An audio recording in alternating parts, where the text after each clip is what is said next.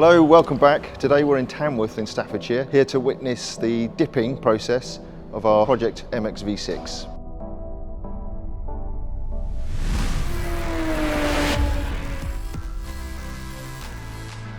Okay, a lot's happened since you last saw the car. It's been completely stripped down to its bare essentials, and the bare shell has been brought here to be stripped of all its paint, all its underseal, and to de-rust. So there's several stages to the process. Last night the car was put into an oven for 4 to 5 hours at about 300 to 400 degrees, at which point all the paint and all the organic material effectively turns to ash. Once that's done, it gets jet washed and then comes into this facility and gets put into an acid tank for approximately 24 hours, which is to get rid of all the rust and residual organic material.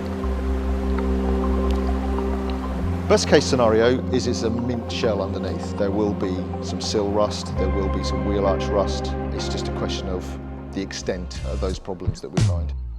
This is the first tank. So the car will go in here overnight, like 24 hours. It's a secret recipe. They wouldn't tell me what was actually in it.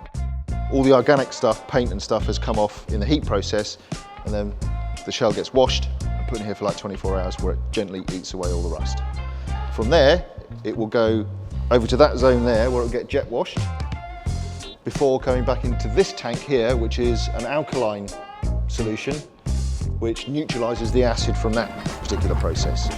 So it'll get dipped in here a few times and then be jet washed and then dipped again, and then ultimately it goes over to this tank, which is a passivate, which neutralizes the chemicals from the previous processes and also puts a layer of protection onto the surface of the metal to stop it going rusty sort of overnight, as it were. We think we've got a good shell, but you never really know until all the paint comes off. So hopefully what will come out of here won't be just a tea bag. Worst case scenario is the entire car is covered with filler and it's hidden all the rusty areas which simply couldn't be seen on a visual inspection. If that happens, we're just into a more extensive body repairs. It'll take longer, it'll cost more, but pretty much anything's repairable in this day and age. So the question is, why dip?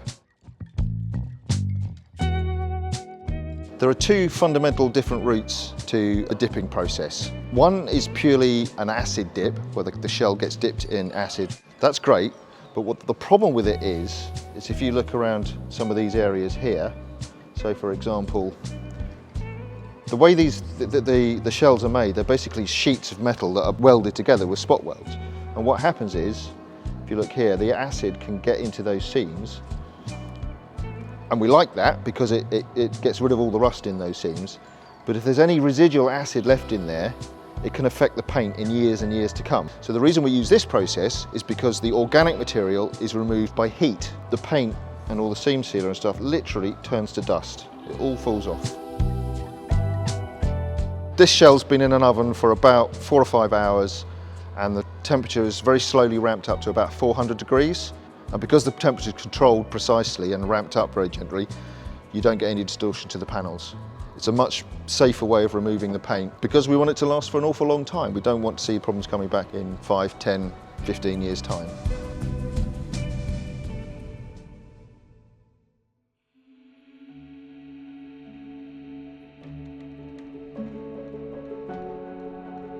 So here it is, our stripped shell, right back down to the bare metal. So if you look close up areas here, you can see all the seam sealer is all gone, all the paint gone, and we're right back down to the bare metal. Pretty much as you would see this in the factory. You can see all the little spot welds and so on. But we're not done yet. There's still a lot more work to do. So what this process does reveal is all the historical damage or rust that's presented itself that was hidden under the paint. We will still need to do some body work to this. So clearly this car has had some sill repairs at some point, not particularly prettily done, and we've still got a little bit of rust through here. So we're going to need to probably put a new rear 3/4 on this and some new sills. Pretty much all MX5s go here at some point. It's a question of when, not if, but generally it's actually a really good shell.